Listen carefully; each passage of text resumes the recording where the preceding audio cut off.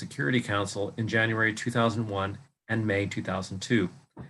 He was permanent secretary at the Foreign Ministry from 1993 to 1998, and in recognition of his numerous diplomatic successes, he was conferred the Public Administration Gold Medal by the Singaporean government in 1998.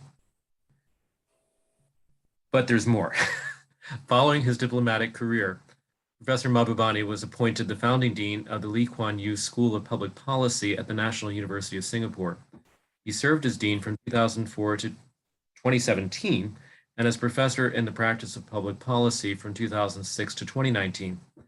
In April 2019, he was elected an honorary international member of the American Academy of Arts and Sciences.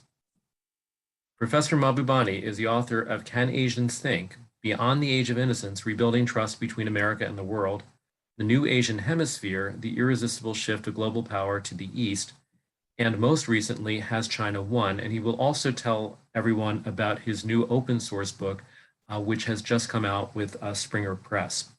His essays and articles have been published in Foreign Affairs, Foreign Policy, the Financial Times, and the New York Times, among other places. Tonight, he will deliver the first lecture on U.S.-China relations as part of the Graduate Society for International Studies lecture series.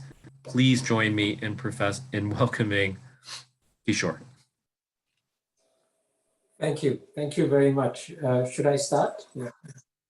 Please go ahead. Yes. Yes, thank you. And thank you for those very warm words. Welcome. It's such a pleasure to join all of you. It's a pleasure to join a former graduate of the Lee Kuan Yew School of Public Policy, Imran. A good pleasure to meet my very close relative, Richard Marx, who, by the way, was my research assistant for the first book I published in New York, Beyond the Age of Innocence, Rebuilding Trust Within America and the World. If you look at the book, you find that Richard gets honorable mention down there. And I'm so happy that he's now joined Old Dominion University. And I promised him that we'll visit him in person and visit all of you in person too someday. Now, as you all know, when Americans speak, they begin with a joke. When Asians speak, they begin with an apology. And I'm actually going to begin with a genuine apology. And my apology is that I do fear that I'm going to speak very frankly to you. And in speaking frankly to you, I may be taking you out of your comfort zones. And if I cause discomfort with my comments, I apologize in advance. But at the same time, the world that is coming is one that is outside the comfort zones of most people in the West. So it's important to try and understand the real world that is coming, even if it's going to be an uncomfortable world. And certainly on the subject of US-China relations, Robert, as you mentioned, I come out with a book. It's called Has China Won? And I'm glad that some of you have read it already. And my main point I'm going to make in my lecture today is that the current policies of the United States towards China are deeply flawed. And so I'm going to explain why they are flawed. I'm also going to suggest that there are wiser policies that the United States could adopt towards China. And I'll also suggest what the wiser policies might be. But having said that, I must say that I've now been in the US now for about 10 days. And what has struck me more strongly than anything else is the degree of groupthink in the United States when it comes to China. There are almost no dissenting voices at all. There seems to be an overwhelming consensus that the time has come for the United States to stand up to China, and the more you beat up on China, the more the applause you get, and no one is standing up and saying, hey, let's think again. Are the approaches that we are taking wise? Will they succeed? These sorts of fundamental questions are not being asked. And so what I hope my lecture will contribute is perhaps to provide a different point of view on how you should approach this issue. So I'm going to divide my remarks in three parts. Part one explain why the current policies are flawed. Part two, spell out what I think would be the wiser policies to adopt towards China. And then part three, answer the final question, can the United States adopt a wiser course? And I'll explain the difficulties there too. Now, first of all, let me start with the flawed approaches. And I believe that the mistakes that the United States is making in its approaches towards China are actually major and fundamental. And the three big mistakes that the United States is making on China, I describe them, number one, as a metaphysical mistake. Number two, as an ideological mistake. And number three, as a geopolitical mistake. And I'll explain these three mistakes. The first one, on the metaphysical mistake, the fundamental problem here is that the United States is working on the assumption that if any society anywhere in the world succeeds, the only way it can succeed is if it one way or another becomes a political or cultural replica of the Western liberal democratic model.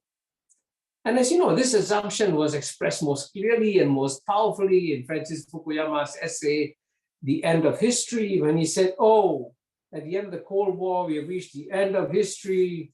And with this end of history, it's clear that the West has succeeded because it has liberal democratic societies. And eventually all societies will become replicas of the United States or the West, and therefore we will happily live ever after. Now that, as you can tell, is a very arrogant assumption to make, because I mean, the West at the end of the day represents 12% of the world's population. 88% lives outside the West. I mean, to expect the 88% to become replicas of the West is a hugely arrogant assumption. And especially when it comes to China. Because if you look at it objectively, right, United States population is only 330 million people. China is 1.4 billion. United States is less than 250 years old. China, I mean, you can dispute this, whether it's 4,000 years or 5,000 years, thousands of years of history. And to expect that the world's oldest continuous civilization, when it comes back, that it will come back as a replica of the West. I mean, future historians will say, what a crazy assumption that was. Crazy. But that crazy assumption is now built in to all the policies of the United States towards China. Because as you know, one of the points that keeps coming up in all the discourse, and it comes up, for example, the essay that a friend of mine, Kurt Campbell, wrote in the magazine Foreign Affairs, he said the assumption in the American establishment was that when the United States engaged China, the United States would open up China economically, and after opening up China economically, China would then open up politically, China would become like the United States, and therefore they would live happily ever after. And that was the assumption on which American policy was based towards China. And you can see what an arrogant assumption that is, because it believes that this young 250-year-old republic, with 1/4 of the population, would transform the world's oldest continuous civilization and make China like America, instead of America like China, right? How could people have this assumption? But nobody challenges this assumption in Washington, D.C. at all. Nobody. And that's what's shocking, because if one thing is, there's one thing that American society should be most proud of, is its capacity for free speech, for dissent, for having different points of view. But when it comes to China, no one questions this fundamental assumption and say, hey, is it right for us to expect China to become like the United States?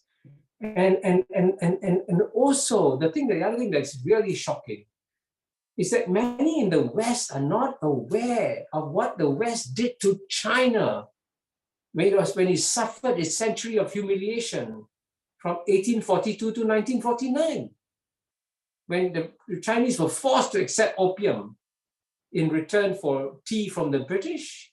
And when the Chinese refused, the British conquered Hong Kong. Later on, when the Chinese again stood up to the West, what did the West do? Burn down the Summer Palace in 1860.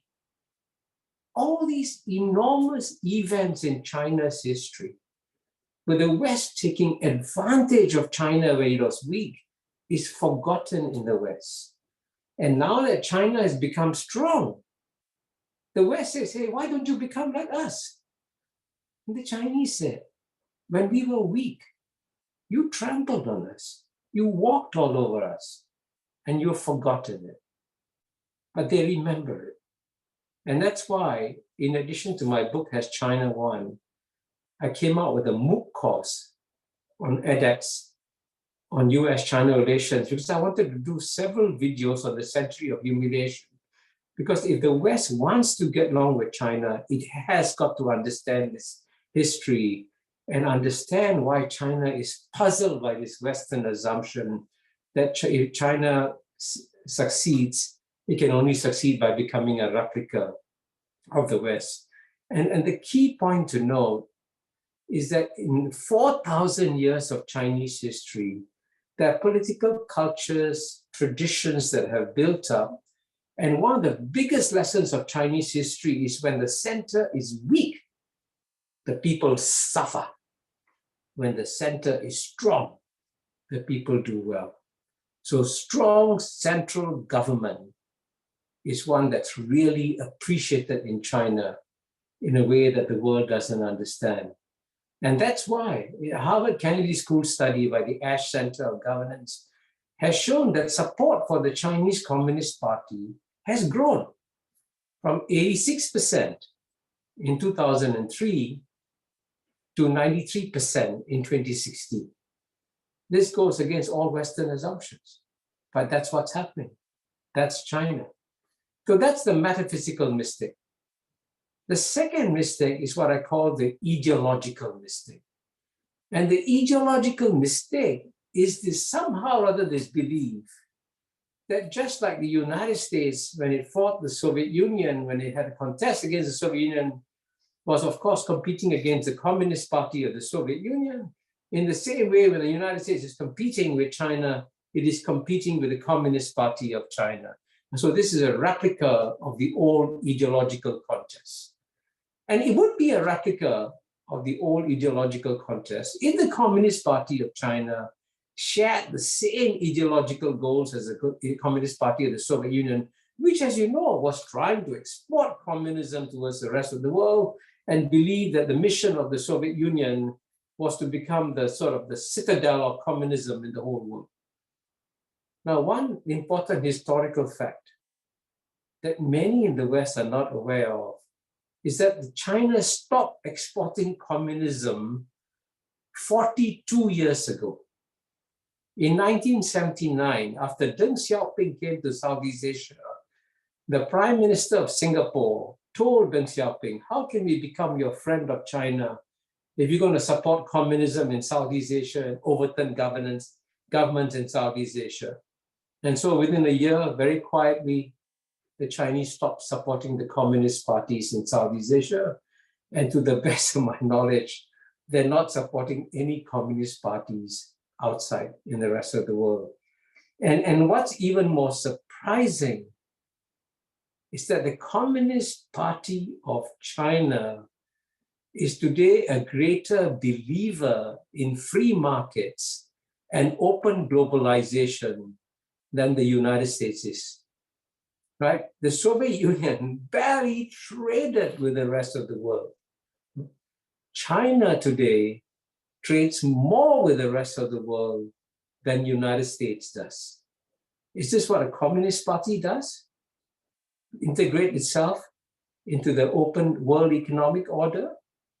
And the amazing thing is that even though in theory the United States is capitalist and China is communist, actually China is a greater believer in free trade agreements than the United States. It's participating in the world's largest free trade agreement, which is the Regional Comprehensive Economic Partnership between the 10 ASEAN countries and Japan, South Korea, Australia, New Zealand. So that's the 15 countries. And what's even more shocking, the United States negotiated the Trans-Pacific Partnership. It set very high standards of trade integration. At the end of the day, Donald Trump walked away from the Trans-Pacific Partnership.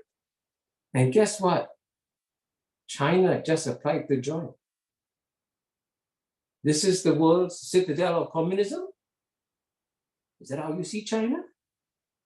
And actually, the Chinese are far greater believers in open globalization because the way that they finally overcame the century of humiliation is by opening up their borders. And I want to read to you a paragraph from a speech given by President Xi Jinping in Davos in January 2017. And I was in the room when he spoke. And that he said, this is what he said: to grow its economy, China must have the courage to swim in the vast ocean of the global market. If one is always afraid of bracing the storm and exploring the new world, he will sooner or later get drowned in the ocean. Therefore, China took a brave step to embrace the global market. We've had our fair share of choking in the water and encountered whirlpools and choppy waves, but we have learned how to swim in the process. It has proven to be the right strategic choice, unquote. So you can see that the China, led by the Communist Party of China, is actually in some ways more capitalist than the United States is, more open to free and open trading arrangements around the world. So to sort of use the old ideological lenses of the old Cold War and apply them to China is a huge ideological mistake on the part of the United States. And the third mistake is what I call the geopolitical mistake, and that's what actually my book, Has China Won, is all about. And the key point I make in the book is that when the United States decided to launch this geopolitical contest against China, the shocking thing is that it launched this contest without first working out a strategy. And the lack of a strategy, as I say in my book, was confirmed to me by 2 points. Firstly, I had a one-on-one lunch with Henry Kissinger when I was doing research for the book in March 2018, and I got his permission to cite him, saying in the book that the United States doesn't have a strategy, a long-term strategy towards China. And I'm sure many of you have read Kissinger's book on China, which is a very good book. And he points out how the Chinese always think long-term and look at the big chessboard, look at the goal game, accumulate assets over the long term. And by contrast, the United States seems to be playing a game of checkers with no long-term strategy. And to reinforce the point that the US has no long-term strategy, all you have to do is ask yourself, what are the strategic goals that the United States is trying to accomplish in setting out with this in this contest against China? So let me suggest 3. It could be to overthrow the Communist Party of China, like the Communist Party of Soviet Union was overthrown. It could be to isolate China, like the Soviet Union was contained by the United States. Or it could be to stop the Chinese economy from becoming number 1 in the world. Now, these are 3 goals that the United States successfully carried out vis-a-vis the Soviet Union. But none of these 3 goals are achievable vis-a-vis China? None. Impossible. So what, if you're not clear about your goals, what are you trying to accomplish in this geopolitical contest against China? And I can tell you that this sense of puzzlement is also felt by many in the world outside, especially in Asia. And that's why you'll see, I'm going to turn now to suggesting what I hope will be wiser policies that the United States can adopt towards China than the ones that have been carried out so far. And so let me now suggest 3 wiser policies.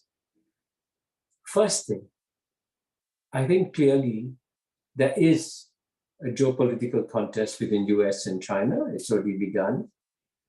But what is the heart of this competition? Is it going to be military or is it going to be economic? And I believe fundamentally the contest is not military, it is economic. And in many ways, this was also true in the old Cold War. At the end of the day, the reason why the Soviet Union collapsed was not because it had an inferior military machine. In fact, the Soviet military machine was formidable, as powerful as the United States in many ways, with its nuclear weapons and all that. But the Soviet Union collapsed because its economy just couldn't compete with the American economy. And therefore, what the United States should be doing is to focus on the economic contest and forget the military contest. And therefore, cut down its military expenses and focus on investing in its stronger economy and therefore remaining as strong or remaining much stronger than China. This is a sensible thing to do, but it cannot be done. Because one thing I document in the book in great detail is that the American defense budget, which of course is no larger than the next 10 countries combined, is not decided by a rational policy of decision making.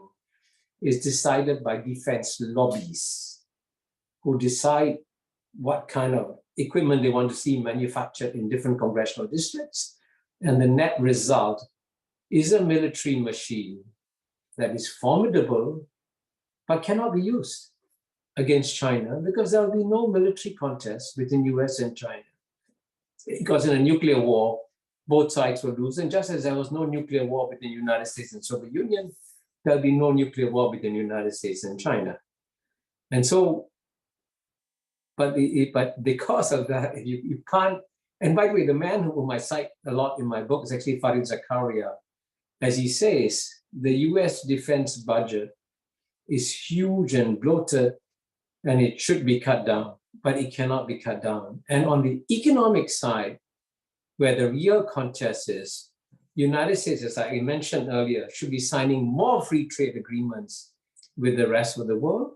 But today, it's politically impossible in the United States to sign free trade agreements. So ironically, China can sign free trade agreements, United States cannot sign free trade agreements. But that's where the competition is. And as in fact, even sympathetic observers of the United States have said, when the United States says it's coming back to Asia, the Asian countries are saying, okay, we want you here. By the way, the United States has got huge reservoirs of goodwill, especially in Southeast Asia. People in Southeast Asia want to see a strong United States presence there. But where are your economic policies? Where are your free trade agreements? That's where the real contest is. And that's why it'd be wiser to go in that direction. The second area where the United States could adopt a wiser course of action, and here it should take advantage of a piece of wisdom, which I believe is found in the United States Declaration of Independence, which says that the United States should show a decent respect for the opinions of mankind. And if the United States, there are 7.8 billion people in the world, 330 million in the United States, 1.4 billion in China. That still leaves 6 billion people outside the United States and China. And if the United States went out and listened to these 6 billion people outside, and you ask them, what would you like to see happen in this US-China contest? And if you spoke to them privately and candidly, there'll be 2 points that will come out among the majority of the 6 billion people. One is, please press the pause button on this US-China geopolitical contest. We now have much more important challenges to deal with. Certainly, COVID-19 is a much bigger challenge.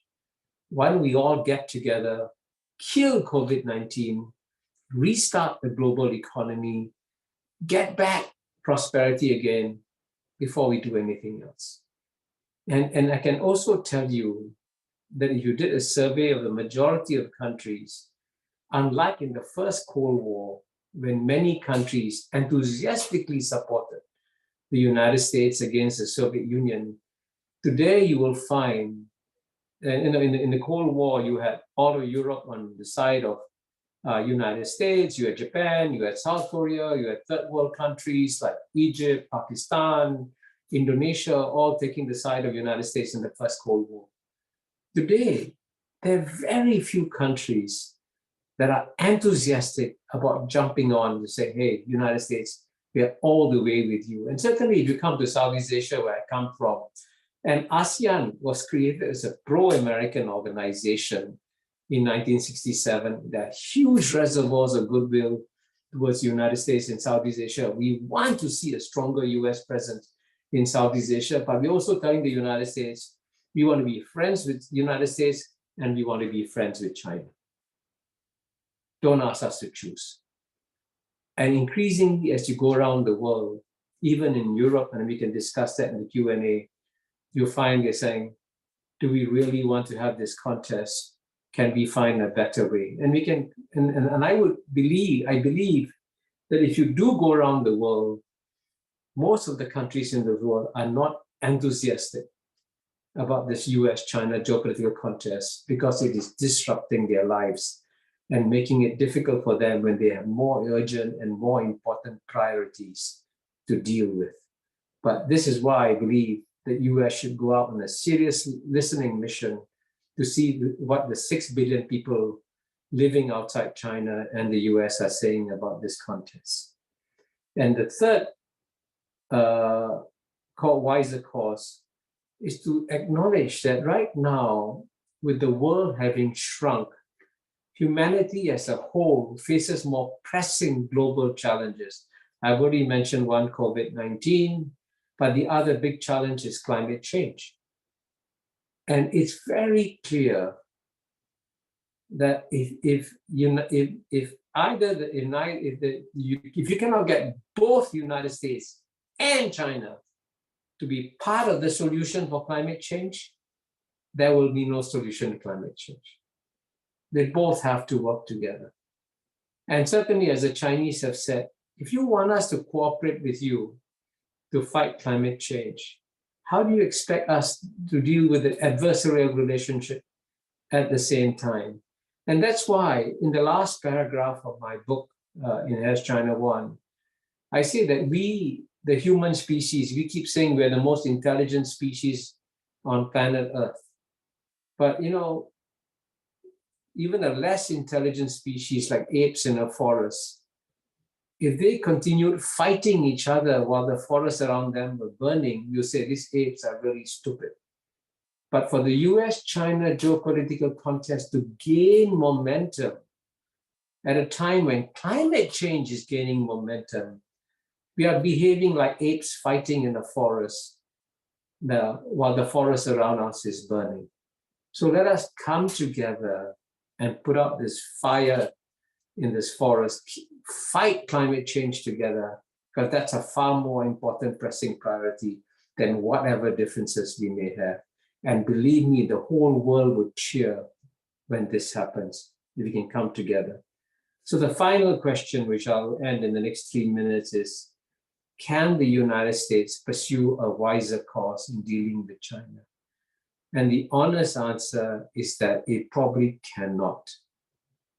And the reason being that in the United States political system, it's the short-term considerations trump the long-term benefits.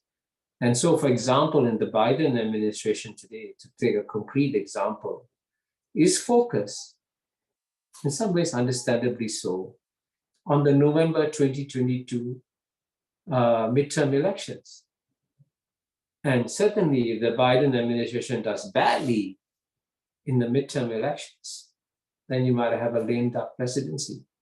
But if you are so focused on the short term, then clearly your hands are tied because you have to, given the current political consensus in the United States, you must be strong against China.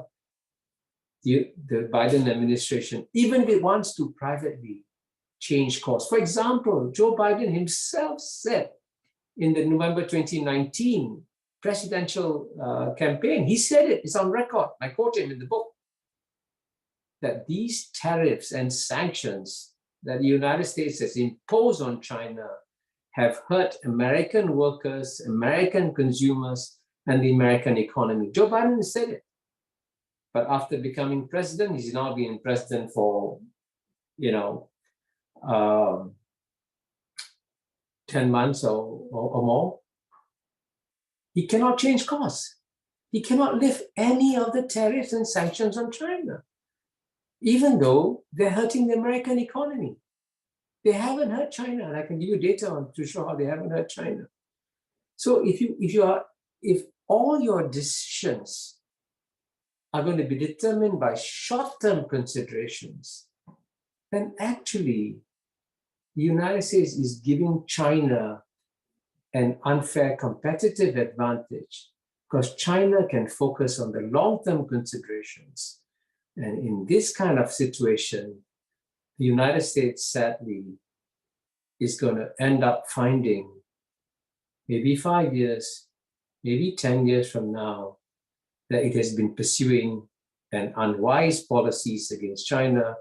And my goal in saying all these things, even if it made you uncomfortable, I hope that you see that I'm actually trying to help the United States. I'm trying to tell the United States that there is a better course of action that will work better for you, better for China, and better for the rest of the world. And I hope that my remarks have helped explain how that can be done. Thank you very much. Thank you, Professor Mahbubani, for a wonderful presentation on the US-China relations. Now we're moving forward to Q&As, and if you can raise your hand, I can on your, yes, Dr. Serfari, good to see you. You can unmute yourself first.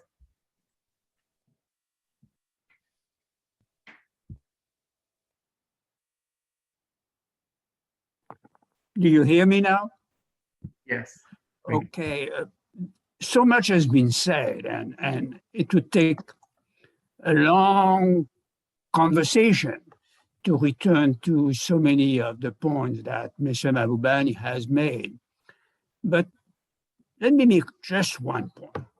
You started, sir, by pointing to the lack of balance in the US perception of China and the approach over the past many years, not just Biden or Trump, but going back a bit beyond, about the lack of balance in the United States. But with all due respect, you show no balance either. You show no balance either in your assessment of the Chinese political, ideological, or geopolitical posture. The test of an ascending power is its sustainability. The 20th century is fraught with states that could not sustain their surge, whether Germany or Japan or the Soviet Union. Are there any weaknesses today within China that would challenge its ability to sustain its economic performance, of the past 30 years. It is not just what the West did to China, as you pointed out. It is also what China is doing to itself.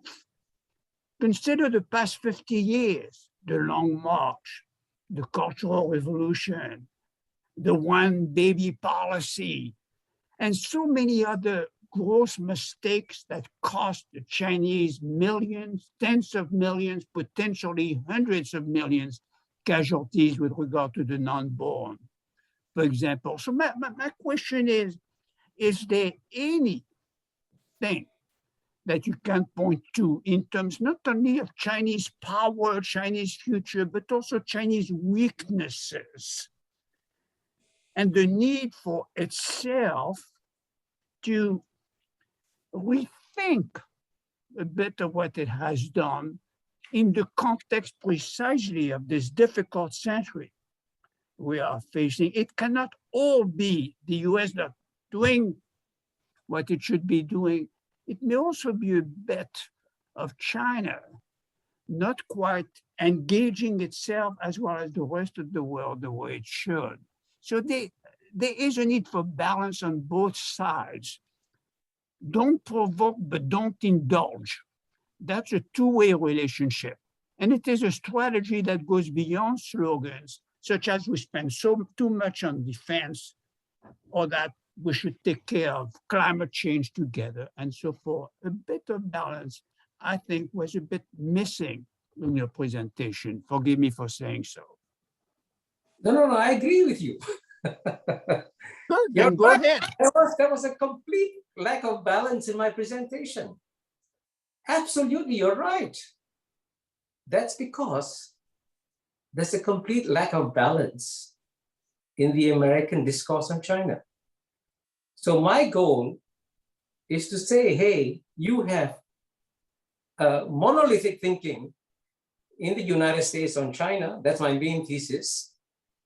But outside this monolithic thinking, there is another point of view that is actually shared by the vast majority of people in the rest of the world, which you're unaware of. So what I'm challenging, you're right, you're absolutely right. I'm challenging the kind of monolithic thinking that exists in the United States, and to point out that this monolithic thinking is not wise. It doesn't serve American interests. And that what the United States needs is precisely the sort of balance that you say I should put across. I want to see American voices saying, hey, let's think twice. Is what we are doing vis-a-vis China is right. And in fact, your remarks itself indicate very clearly a fundamental contradiction in American views and perceptions on China. Because on the one hand, many Americans say, and by the way, let me emphasize this. Okay, this is an obvious point, but I'll emphasize it. China is not a super star or Superman country or whatever it is. China has got deep challenges, profound challenges. A country of 1.4 billion people coming out of all that unrest and difficulties that you mentioned. You think they're going to have a smooth ride? No. But guess what? That's what the Chinese want to focus on. They want to focus on their internal problems. They don't want to go and spend $3 or $5 trillion fighting wars in Iraq. But they were happy if the United States keep on doing that. Their focus is on their internal systems, and they want to transform China. They have absolutely no desire to transform the United States of America at all. They don't think neither in their interests nor do they want to do. It is the United States that wants to transform China and say, hey, your Communist Party is evil. You must get rid of it. China doesn't say to the United States, your constitution, your democracy is all wrong and you have to get rid of it. It doesn't say that. It says, fine, the United States should accept its democracy. So what I'm advocating is precisely what you are suggesting, that there should not be an imbalance in this discussion on US-China relations. And certainly China has made mistakes. Of course it has made mistakes. But this is the fundamental contradiction. If you believe, as you seem to, that China is going to collapse because of its internal contradictions, and I would say there's certainly a possibility of that happening, then leave China alone, let it collapse. But the fact that you've launched this massive contest against China, the United States started the trade war, not China. It's the United States that's putting pressure on China to change its policies. China is not asking United States to change its policies. That's the difference. And if you ask me what the rest of the world wants to see, the rest of the world wants to see that balance that you speak about, right? But the United States takes care of its own strategic interests, and it's got fundamental strategic interests, it's the legitimate ones. China takes care of its strategic interests, and the rest of the world doesn't get involved in this contest because the rest of us, frankly, want to focus on COVID-19, want to focus on climate change, and a host of other problems that we have at this point in time. And for us, the US-China contest, which the United States has launched against China, is a major disruptive force. And that's what I'm saying should be reconsidered, right? That's my point. And if you can bring about a balance in the American discourse on this issue, that would be a huge leap forward in what's happening in the United States today. Thank you, Professor. Dr. Karp? Thank you very much, Eduardo. Professor Mahbubani, I very much appreciate your insights, and there's a lot of things I could say, most of which would be in agreement of your assessment. I do, however, have some questions. You know, it seems to be the bane of democracy to be short term, and the short term seems to be getting shorter all the time. It is very difficult for democracies to do strategic thinking, particularly at times of increased uncertainty. And so, you know, I wonder if, you know, there was a tendency in what you said that seemed to suggest that the future is with authoritarian systems, because in times of uncertainty, authoritarian systems seem to be doing better. They can do more long-term planning than democracy, and particularly in this country where we are experiencing very great political polarization, it is extremely difficult to do public policy. I agree with you that there are extraordinary problems out there that it should be overcoming these divisions, but frankly, they are not. The United States is what it is. It will continue to see itself challenged. And there is a lot of scholarship, as I'm sure you're aware of, about the way in which the United States defines itself in terms of challenges it faces. And so, you know, China is going to be out there for the United States. I appreciate your efforts to try and introduce some balance to the discussion. I wonder what you can say about the kind of reception that you get when you talk to American policymakers about the need for this balance, and this relates to Dr. Safadi's questions. Thank you, Regina. My first point, by the way, I want to emphasize, I don't see authoritarians as sunrise systems and democracies as sunset systems. Absolutely not. In fact, I still think that the future lies in democracy. I want to emphasize that. And but I want to emphasize that China is not out to get rid of democracies. That's the only point I'm making. And you know, the three largest democracies in the world, by the way, number one, India. Number two, United States of America. Number three, Indonesia. Of these three largest democracies in the world, only one, United States, says that China is a threat to democracy. You go to India and you tell the Indians have a lot of concerns about China. I want to emphasize that. Lots of concerns, we can discuss them. But you ask the Indians, is China threatening Indian democracy? They would scratch their head and say, why? How is China threatening Indian democracy? Frankly, Indian democracy is so complicated, you wouldn't want to get involved in it anyway. And you ask Indonesia, I know I just had a one-on-one conversation with the president of Indonesia. In fact, I wrote an article for Project Syndicate after I spoke to the president of Indonesia, Jokowi, whom I think is the most effective democratically elected leader in the world today, President Jokowi of Indonesia. Google and find that Project Syndicate article. And President Jokowi doesn't think that China is a threat to Indonesian democracy. I mean, he has concerns about China. He has concerns about what China is doing in South China Sea, but he doesn't see China as a threat to U.S. democracy. So when the United States keeps saying this is a test with an authoritarian system and democracies, China is not asking any democracy anywhere in the world to change its system. That's the only point I'm making. Now, in terms of your, I think your second question was about, I'm trying to recall now. Can you just remind me your second point was about?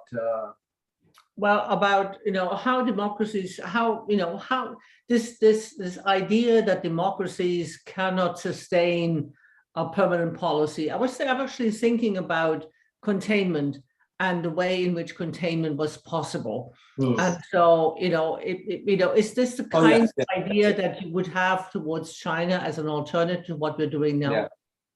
Yeah. Your point, I remember now. You used to talk about the short-term dimension of. Yes, sorry, I just slipped my mind. You're right. That's a structural challenge, but as you know, I just read, I'm sure you've all just, the latest issue of the magazine Foreign Affairs has an article, L. Brands and someone whom I know, John Lewis Gaddis of Yale. And that article is a perfect demonstration of what I call the lack of balance in the discussion on China.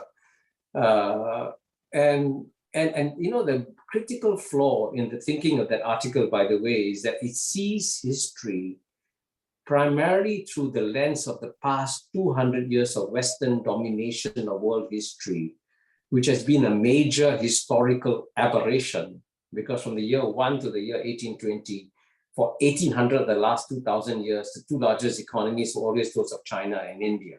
So unfortunately, when Westerners speak, all their historical references, their metaphors, the allusions, they come from the 19th century and 20th century, assuming that that's what human history was all about. But those 200 years of Western domination was a major historical aberration. It's coming to an end. That's why the 21st century will be the Asian century, and there's no question whatsoever about that.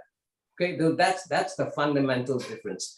Now, but when it comes to democracies can still function and do well. And in the case of the United States, I devote an entire chapter in my book. And in that chapter in my book was an effort to help the United States and to say that if you want to compete against China, what you got to make sure is that you get rid of the plutocratic dimensions of American democracy, because the United States is the only major developed society where the average income of the bottom 50% has remained stagnant for 30 years. It's the only major developed society where life expectancy has come down. It's the only major developed society where infant mortality is going up. That shows that something fundamentally is going wrong in the United States. So I actually think that if I was the president of the United States, I would fix my own internal problems and make my society strong. Because there is a great quote from George Kennan. I'm sure you all know that George Kennan was the one who formulated America's policies towards the Soviet Union, and he emphasized, and I want to read to you this paragraph from what George Kennan said. Okay. He said, at the end of the day, in the outcome of the contest between United States and Soviet Union will depend, and this is what I say, on the ability of the United States to, quote, create among the peoples of the world generally the impression of a country which knows what it wants, which is coping successfully with the problems of its internal life, and with the responsibilities of a world power, and which has a spiritual vitality capable of holding its own among the major ideological currents of the time, unquote. Now, there are four major limbs, what he said in Kennan's statement. The United States should know what it wants, cope successfully with its internal problems, cope successfully with global responsibilities, and enjoy spiritual vitality. And one of the controversial points I make in my book is that on all four counts, the United States was ahead of it vis-a-vis the Soviet Union. Today, on all four counts, the United States may be behind China. Now, so if Kennan were alive today, he would tell his fellow Americans, let's focus on our internal challenges. And that's why it will make sense for the United States to press the pause button on the geopolitical contest, focus on making America once again the most dynamic, the most admired society in the world. Because frankly, even if China's economy becomes bigger than the United States can remain the most admired society in the world. And that should be the goal of the United States.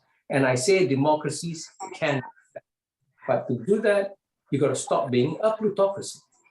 Thank you. Professor Imran. Yeah. Professor, I want to ask a question from your book, Has the West Lost It? In your book, you have argued that the geopolitical interests of Europe and the US have diverged. In your book, you write, for America, it is China. For Europe, it is the Islamic world at its doorstep. And you also record in your book that there is no open and frank conversation between the Europe and United States regarding the divergence of long-term geopolitical interests. And you say that the United States can walk away from the consequences of failed interventions in Middle East and North Africa, but the Europe cannot walk away. So in this regard, my question is, how long the European allies will go with the US to contain the rise of China? Thank you. Well, thank you. Thank you for reading my book so carefully. And Europe's position, and I've spoken to many European audiences, by the way, on China now. And in fact, I've just launched the German edition of my book. And I'm happy to say that the French edition of my book came out with a wonderful foreword written by the former foreign minister of France, Hubert Védrine, and the former prime minister of France, actually, Raffarin, also helped to launch my book in France. So the Has China Won is traveling well in Europe. Also, there's Portuguese and Dutch editions too. And my key argument in Europe is that Europe is going to be torn between its head and its heart when it comes to dealing with China, because its heart is with the United States. So in terms of culture, values, civilization, clearly the Europeans feel closer, obviously, to the United States than they do to China, which is different culturally. But at the same time, if the Europeans look at what their number one challenge is, if the number one challenge was Russian tanks, then frankly, Europe and United States would unite against Russian tanks because the interests converge. But Europe's number one challenge is actually the demographic explosion in Africa, because in 1950, Europe's population was double that of Africa's. Today, Africa's population is more than double that of Europe's. And by 2100, Africa's population will be 10 times the size of Europe. And so if Europe doesn't promote economic development in Africa, Africa will export Africans to Europe. And you saw how the far-right parties are becoming stronger and stronger in Europe. And why are they becoming stronger in Europe? Because of migration. And so migration is not just a socioeconomic issue. It actually has a danger of corroding the political culture of European societies. And there's a book by, I think his name is Ivan Krastev. It's called The Light That Failed. And in that book, you study that book, you see how if Europe doesn't handle this migrant problem, there'll be serious long-term challenges to European society. And the book, Ivan Krastev explains why Orban is so successful in Hungary because of the migration issue is part of the range. So therefore, if Europe wants to concentrate on promoting economic development in Africa, the number one new investor in Africa is China. So actually, China's and Europe's interests converge on Africa. So this is the European dilemma. Their heart is with the United States on China. Their head is saying, we must work with China on Africa. And that's how they got to manage it. And right now, as of now, if you ask most Europeans, they frankly would rather focus on having good ties with the United States and also maintain good ties with China. And that's where I think Europe wants to drift towards. Thank you, Professor. Mehmet? Yeah, Professor Mahbubani, thank you very much for the excellent lecture. Two questions. I will try to be quick with my questions. The first one is Chinese Communist Party, CCP. Without checks and balances, do you think power of the CCP is going to corrupt and could cause internal problem? I'm from Turkey. I know what it means. We also look for strong government, strong administration, etc. But we see the consequences of having a strong administration, central control without checks and balances. The second question is the influence of US-China competition on China-Russia relations. How do you think that it will affect the future of China-Russia relations, especially in the area of economy and the military cooperation in the Arctic region, in Central Asia? Thank you. Thank you. Two excellent questions. Since time is passing on, I'll try to maybe respond a little more briefly so I have more time for other questions too. Your first question, I agree with your assumption that if China is going to be ruled by a dictator, China will fail. I agree. So the question is China being ruled by a dictator? Right? And I will make no comments on Erdogan, by the way. But, you know, I mentioned earlier in response to one of the questions that there are China faces massive internal challenges. And many people are asking, why has Xi Jinping accumulated so much power? Yes, no question. Why? Because the Chinese Communist Party had a near-death experience, which I speak about in the book, before it took over. Because two big political monsters surfaced in China. One was corruption, became very big, huge corruption, and the other was factionalism. And this was led by Bo Xilai and Chou Yong-kam. And if these two monsters had taken over the Chinese Communist Party, the party would have gone. So the reason why Xi Jinping has accumulated so much power is to kill these monsters. And he still hasn't finished the job, but he's on his way to doing it.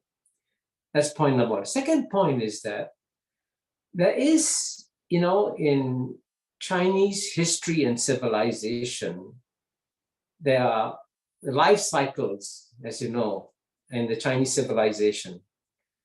China's gone through roughly 150 to 200 bad years. But if you study Chinese civilization, after 200 bad years, they have 200 to 300 of good years. Right now, China has finished 40 good years. In fact, the past 40 years of socioeconomic development in China have been the best 40 years in 4,000 years of Chinese history. And that's why the Chinese people support the Chinese Communist Party, as a Harvard Kennedy School study has documented. So China is responding to its own culture and traditions and evolving along the lines.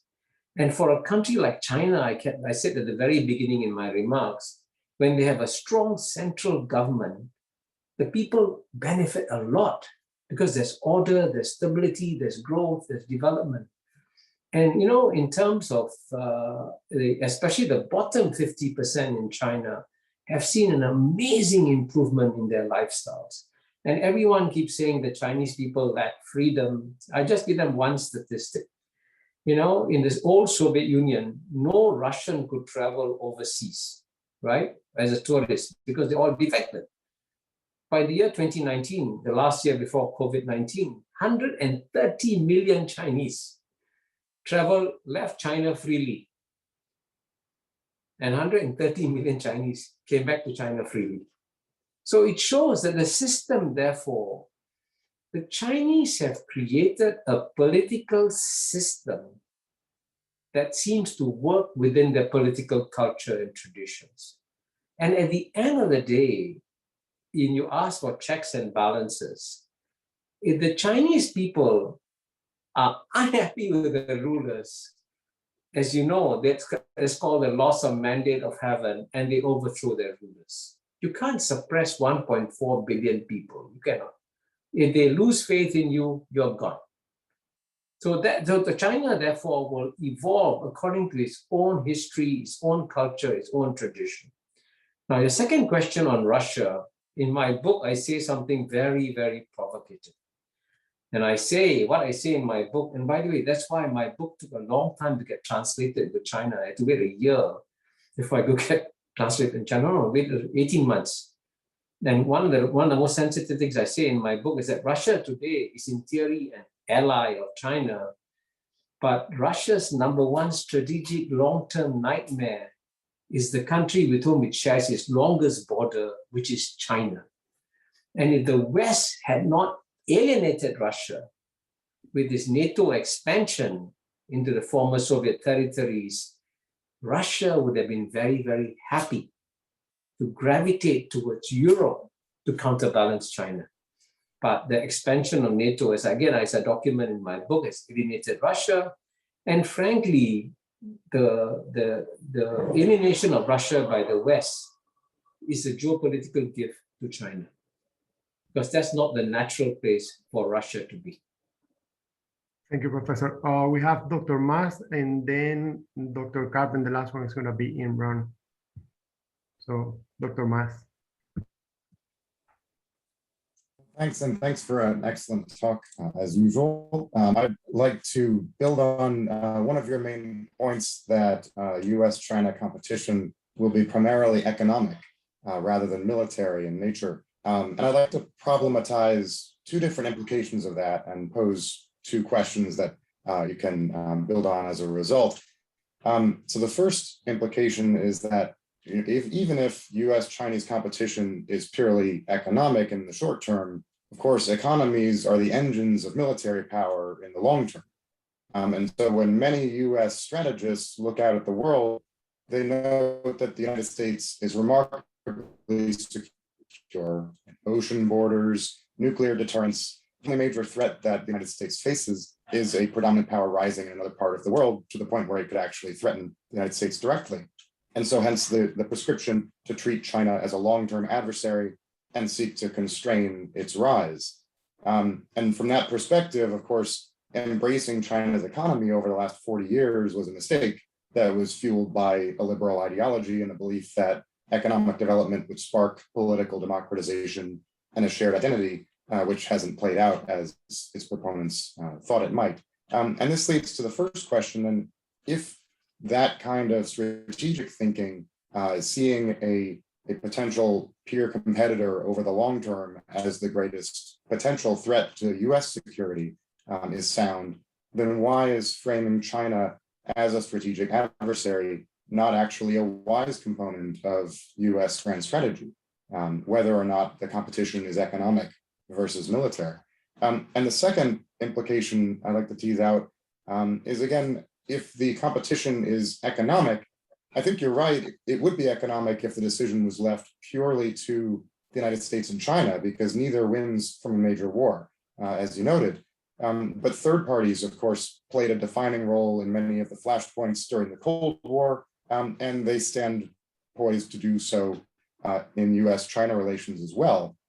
So even as many and probably most around the world would prefer not to choose sides, some have already chosen sides, right? So when you think of Taiwan, North Korea, US allies like South Korea or Japan, right? If they depend on US military for their security, and in the case of Taiwan, of course, most of all, if that runs counter to a stated goal of Chinese policy over the long term, then while certainly there might be room to de-emphasize military competition in US foreign policy, I wonder if it's possible to fully divorce military competition from US-Chinese relations, given those pre-existing commitments.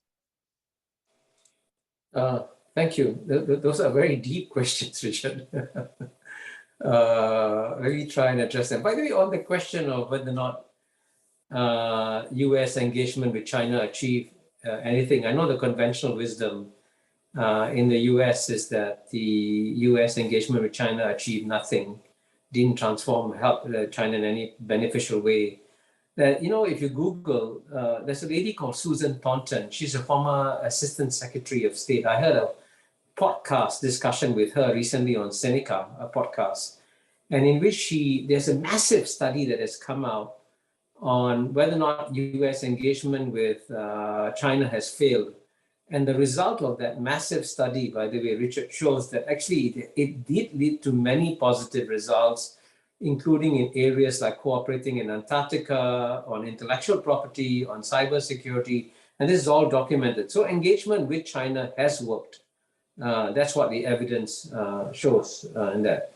Now, in terms of the long-term competition, and certainly there's no question that when China's economy, if it eventually becomes #1 in the world and becomes maybe at some point twice as big as the United States, that will change the geopolitical color of the world significantly. There's no question whatsoever. But that's what clearly that's the area to be addressed. And the question therefore is there anything that the United States can do realistically to stop China's rise? And if the answer is yes, go ahead. If the answer is no, why knock your head against a wall and not adopt an alternative strategy? And as you know, in my book, The Great Convergence, I begin the book by quoting from a speech that Bill Clinton gave in Yale in 2003. And I think the words of advice that Bill Clinton gave was this is what he said in the speech, Bill Clinton. He said, if the United States is going to be #1 forever, then fine. The United States can keep doing whatever it wants. We got as he said, we got the juice, we can continue. But Bill Clinton added a very important but. He said, but if you can conceive of a world where the United States is no longer #1, then surely it is in the United States' interests to strengthen multilateral rules, multilateral norms, multilateral institutions, multilateral processes that will then, he didn't say this, constrain the next #1, which is China. So yes, China is a geopolitical challenge to the United States. The power balance will shift, but how do you constrain China?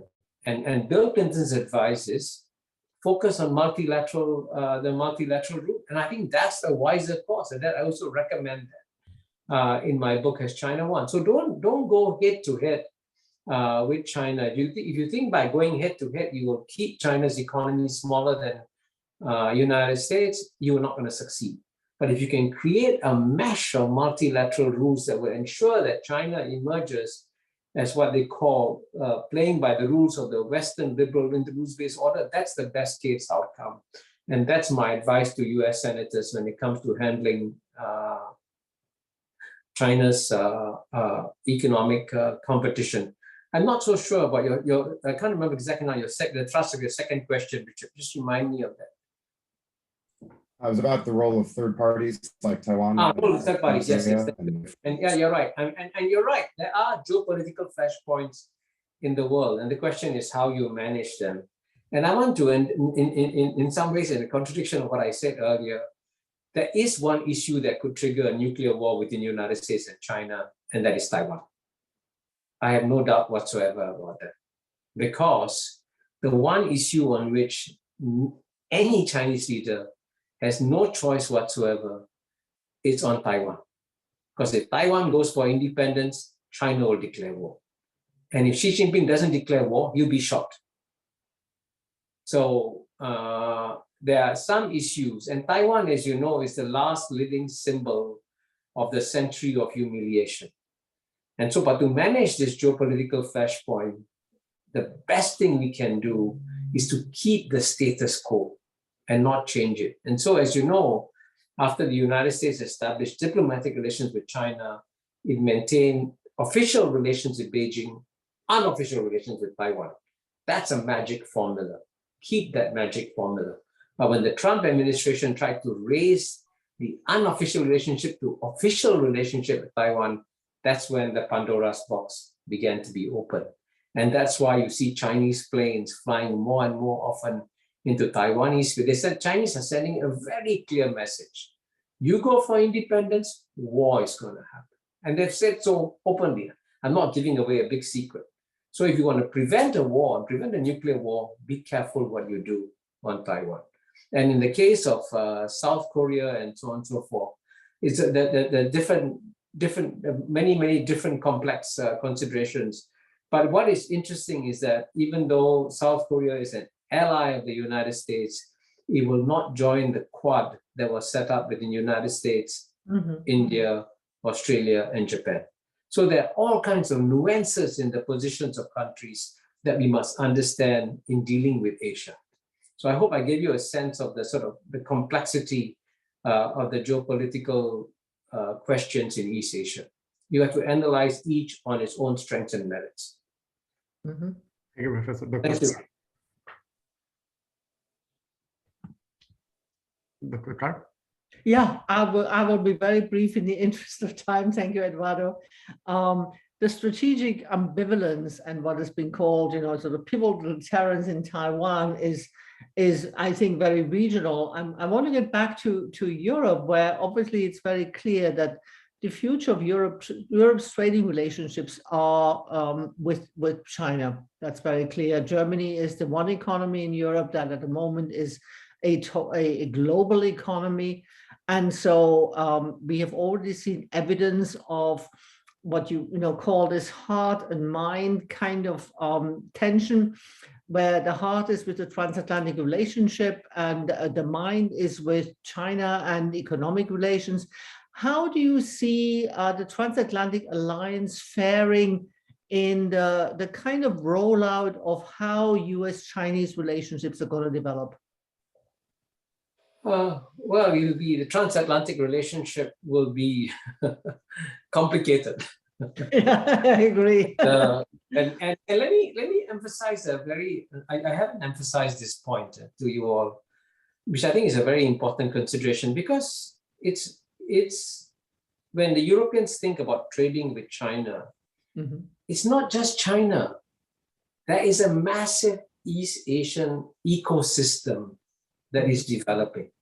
And that's why I mentioned the world's largest free trade agreement, the Regional Comprehensive Economic Partnership.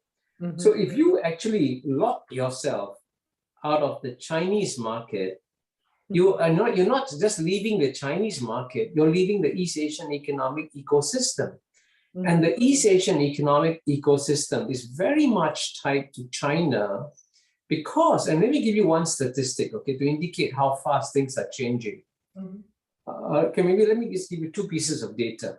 Number one, in the year 2009, the size of the Chinese retail goods market was $1.8 trillion. And the United States was $4 trillion, more than double that of China's. By 2019, 10 years later, 2019 is a significant year. This is 2 years after Trump's trade war, where he imposed tariffs, sanctions, beat up China and all that. And the result was that the size of the retail goods market in China went up from $1.8 trillion to $6 trillion. And the United States retail goods market went from $4 trillion to $5.5 trillion. And when the Chinese retail goods market explodes as it has, countries around the world, their trade with China explodes. And I'll give you two examples. Take Brazil. Brazil is so far away from China, right? In the year 2000, it took Brazil 1 year to export $1 billion to China. Today, it takes Brazil 72 hours. And actually, when I launched the Brazilian edition of my book over Zoom like this, and I said it takes Brazil 72 hours, they say, no, no, no, you're wrong. It takes Brazil 60 hours to export $1 billion to China. So you can see, therefore, if the Europeans want to be part of this massive new trading system that's emerging, then they've got to also work with China and the whole region. So that's why I think the Europeans clearly are going to find it very, very difficult. They're going to try and walk a tightrope in trying to maintain good relations with the United States and good relations with China, which is why many of them will privately wish that this contest could be toned down a bit. That will make them more comfortable. Thank you, Professor. Our last question is coming from Imran. Yeah, Professor, Soviet Union and China both are located in the region that have very high percentage of Muslim population. So West stayed anti-Soviet feelings in the Islamic world to successfully contain the Soviet Union. Does the suppression of Uyghur population by communist China gives West another geopolitical opportunity to contain China, or there is no appetite in the Islamic world to ally with the West, given what happened in the Islamic world after the episode of 9/11? So what is your assessment? Well, I suspect, Imran, you know the Islamic world better than I do. The interesting thing is that, the West has taken a very strong, united stand on the position of the Uyghurs in China. And what is interesting is that there are over 50 Muslim countries in the world in the OIC, I think. And out of the 50 countries, maybe one or two might have gone with the West on the Uyghur issue. So far, it's zero. Not even allies and friends of the United States like Saudi Arabia or UAE have gone with the West on the Uyghur situation. So I think in the Islamic world, I think many realized that they were used by the West, as you said, in the contest against Soviet Union. And as you know, in the case of Pakistan, the overwhelming sentiment is that we were used, we were dropped, and then picked up again after 9/11. So there isn't this sense of feeling that, hey, if we work with the West, we will succeed. In fact, most of the Islamic countries, frankly, want to have good ties with the United States, and they also want to have good ties with China. So I don't think any of them will lean clearly in one side or the other. Thank you, Professor. So we are now concluding. Irina, if you want to address the floor. Sure.